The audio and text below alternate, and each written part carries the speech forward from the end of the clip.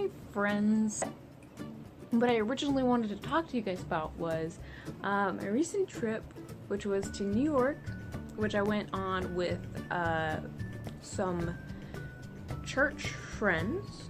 Well, actually, it was a church organization kind of deal. And we went to New York and we stayed in this place called the H House, which you can only get in if you got church ties there, which is really cool. And we met with some people that would help us in the future with our major and things. And I met with two people. One with a woman who just did CeeLo Green's makeup or something, and she was really awesome and sweet and bubbly and cute, and it was great. And another woman who was a playwright and professor in the area, and she was also very sweet to meet with us, and she gave us a lot of informative information about our majors and things. And the whole thing was a great experience, and I was so lucky that the church group allowed me to go on it. But there were a lot of things that did go wrong, and you know, that's my favorite thing to talk about. So I'm gonna talk about everything that went wrong. So firstly, well, I should tell you, I'm eating goldfish. I just ruined my carpet and then saved it with dish detergent, so I thought I deserved a reward. You cannot judge my nutritional habits. Thank you very much. Anyway, so for the trip, we leave Friday morning, and we're supposed to be there by 6 or 7, can't remember. But we leave and we're like, everything's going fine. And then we encounter something called Winter Storm Riley. Winter Storm Riley. See, we didn't know that they named storms in the East, but I guess they do. And there's a reason. Because they shut down the highway we were on. Of course, this is after we were on the highway in standstill traffic for 3 hours. It was great, it was great. It was fine, you know. You can wait 3 hours. I'm a patient person. Except for I started my period at that exact moment that we got in standstill traffic. Nowhere near a building or a bathroom or anything. And unlike peeing, you can't control when you bleed. If you're a woman, you know this. If you're a man, you should. And if you don't, look it up.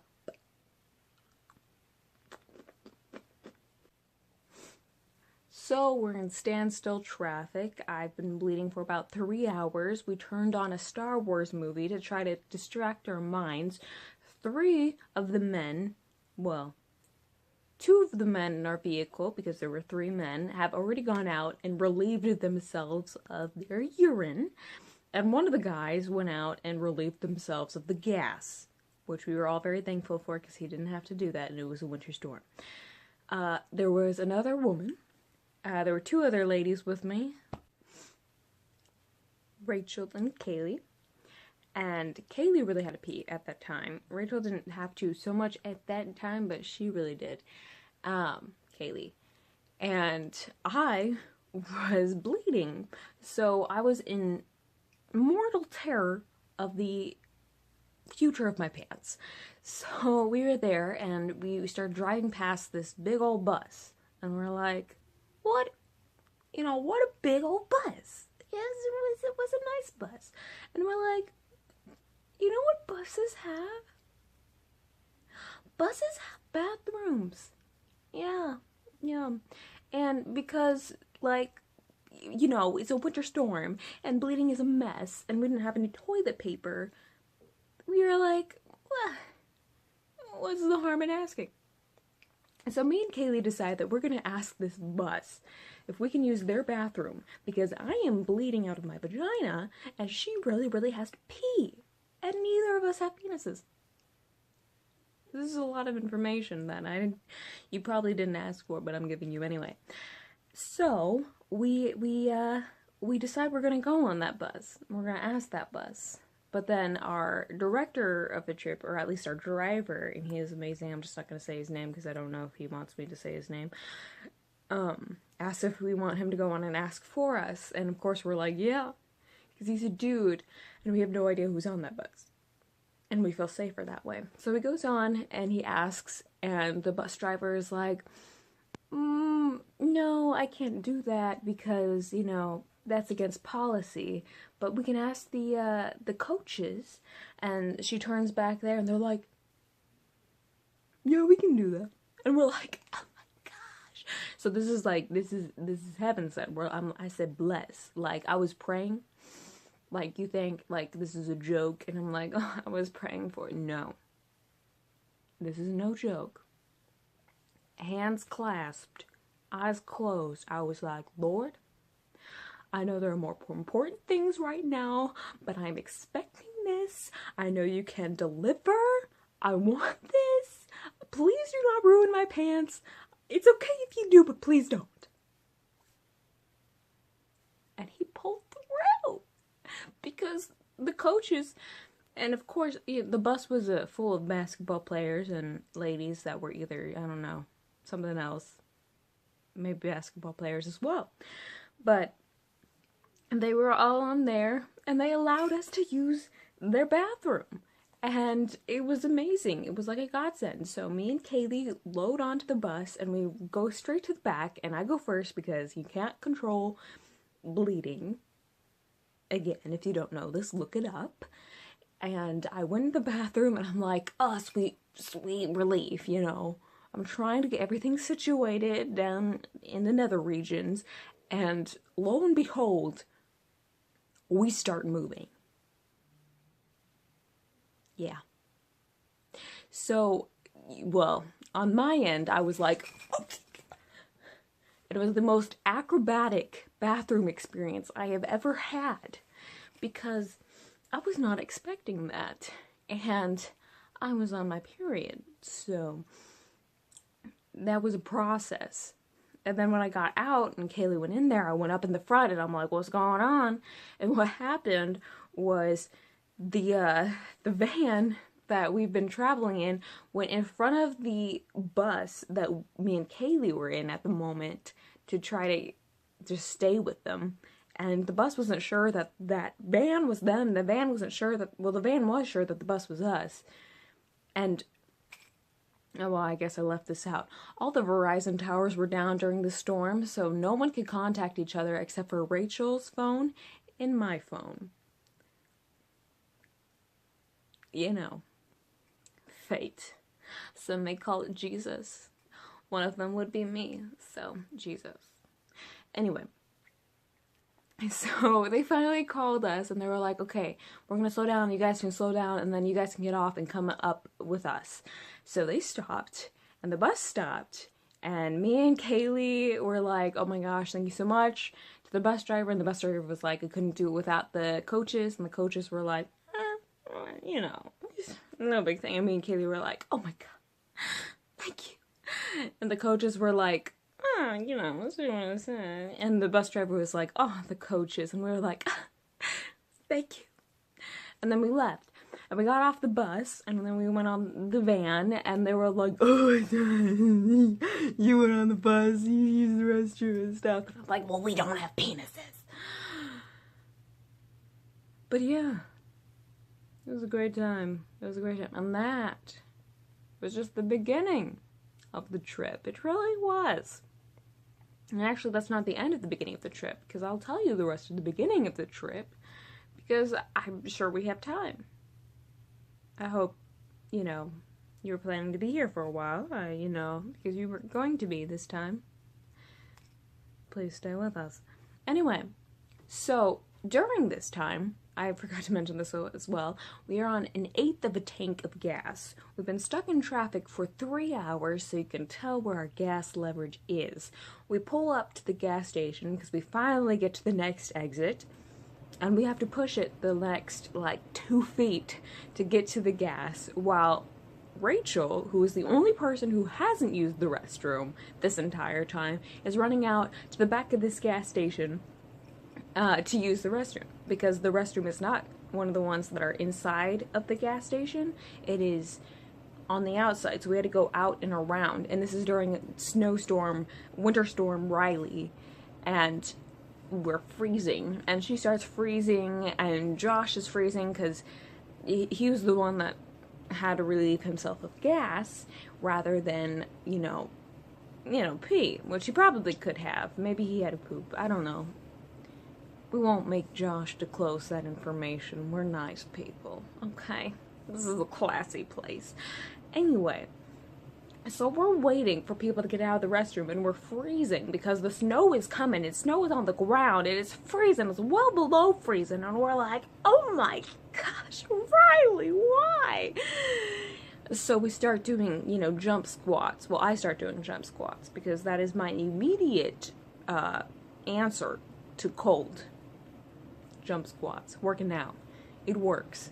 Trust me, if you're ever in this situation, just keep moving. You're gonna work out and go in, you feel the sweat. It works.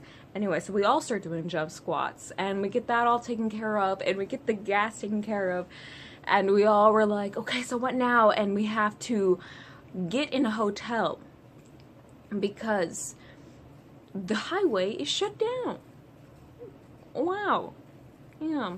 So we find a hotel, or an inn, and this is the Ramada Inn. Maybe, allegedly. I don't know if it's okay if I use that information or not. Allegedly, it is the Ramada Hotel. Inn. Ramada Inn. Or something like that. Anyway, so we go there, and this is not, the classiest of joints. We go in, and you immediately see the no smoking sign, that little plaque thing, and then, of course, instead of fresh air, you smell smoke, and you're like, huh, ironic. So we went up the stairs, normal stairs, there's windows everywhere. We're in the first room to the right. I don't know what number that was, but we went in there and we closed the blinds because if not, everyone could see into our room because literally it's a window into the hallway. And, we check our beds because we are conscientious people and you guys should be too. So, you're welcome. So we look under the covers, look under the sheets, look under the, bed sheets. Are they called bed sheets? But on the mattress to make sure there's no bed bugs, no nothing. I found a stain that I told myself was a coffee stain. Someone said it looked like blood, but I decided to let that go out the other ear because Libby doesn't want to hear that. Okay. And so we decide, we're going to shower in the morning so we can get all the Ramada off of us. And we get ready and everything, and what I do is I pull all the covers off so I'm on the sheets, and then I get one of my jackets, my blue leather jacket, and I lay it on the bed so that under my head, so that I don't have the bed touching my head and everything, and then I use my coat and another pillow that I deem as clean as a blanket. And that worked pretty well. I slept really well through the night. And when we woke up in the morning, we were like, is anyone itchy? Is everything okay? Is it great? Is it okay? And everyone was like, yeah, it's fine. It's good. It's fine. And that was great because I washed off and everything was fine. But, the guys, because there was another van, there was 6 dudes. Wait.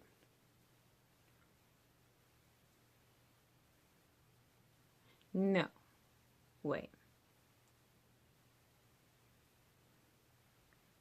There was either 6 or 4 dudes. I'm not sure. But all in one room. And that could not have gone well. But, if it did, I'm like, more power to you. And I hope so. But, well. And then we got on the road and we started trucking along. And it was this, white little wonderland, and we're like, oh yeah, and I was listening to my little hippie music, and I was like, while watching the snowdrops fall, and I was like, thinking of stories because I'm thinking of being a playwright. I didn't tell you that, but I don't know. Anyway, so that was happening along, and then we get there, and we were like, okay, so where are we gonna go? Where are we gonna like put our truck and everything? Because 24-hour parking, where can we do that? And we found a place to do that. We found like a parking lot thing, and they took our car and parked it. We had to take all of our luggage, and then we had to walk it like 8 blocks through New York to the H house where we were staying, which was really funny. And, you know, it was like pretty much a little bit of a fast walk / sprint over to the H house. And we get there, and we don't have time to unload because we're already a day late. So we throw ourselves into the room, our stuff into the room, and we put it in the corner, and then we run right back out, and then we're on this dead sprint that's like 50, it's probably not 50, I'm probably like being dramatic, but in my defense, I have no concept of time, place, direction, or pretty much anything. So it was like 50 blocks to wherever we were going. We're meeting this guy who tells stories. Love this guy.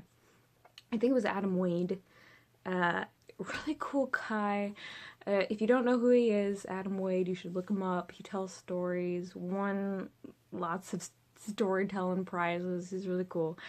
And so we're like fast walking 50 blocks to get there. We stopped for sandwiches. They're like, if you don't want to eat your sandwich on the road, you can eat it when we get there. So we get to this place, and they're like, well, actually, they probably don't allow sandwiches in here. And we're like, because like 3 of us were like, we'll save it till we get there because we're not good at eating sandwiches on the run. So we start like fast eating our sandwiches so that they don't make us throw it out. And then they're like, we're in the wrong place. And we're like, excuse me? Because we just like fast walked 50 minutes. And by this time I had a huge monster blister on my right heel, which I can show you. This is the first day. You see that? You see that, boy? First day. First day of New York. It's a rough city. Everyone was really nice. But it was a rough. Also, on that 50 like block sprint, there was this guy. He had a burgundy like beanie, and he had a Swedish fish sticking out of his mouth. He was holding a plastic bag and his phone in the other hand, and the phone was playing some weird music, and he kept weaving between the 3 of the ladies there. Well, I was one of them, and I was like, bro, why? And Kaylee was like, why are you targeting us? No one said anything, but we were like, like he wasn't going to do anything. We were in a big group. I don't know why he followed us for so long, but he did. Anyway, we lost him, and we met Adam Wade because we finally got to the right place after we were redirected, and I ate my entire sandwich, and that did a little something to my system because I am a slow eater, and I did not eat that slowly. But I should leave that part out. Anyway, we met Adam Wade, and he told stories, and he almost made me cry because he's so great. And then, well, he almost made all of us cry. Honestly, you should look him up. And, we told our own stories, and we got closer, because I knew, like, 2% of the people there very well, and it was an amazing experience. But that was just honestly the beginning, because after that we got coffee and then dinner, and then we went back and, you know, talked and everything, and it was just a really cool time. But I mean, if you guys want to hear more about that trip, because let me tell you, so much went wrong. That was literally the first 2 days. That should have been 1 day, but the first day went so wrong that it turned into 2 days. If you want to hear more, you know, let me know. But it was a great time, and if you ever get a chance to go on a trip, with your church group or your sports group or whatever, I would suggest it. If you trust the people, you want to get to know the people. And don't be too sad when bad things happen or mysterious things happen, because the Lord works in strange ways, and it was a lot of fun. So, let me know if you want to hear more. Okay? I don't know how to sign out of this. I just made it more awkward than it could have been.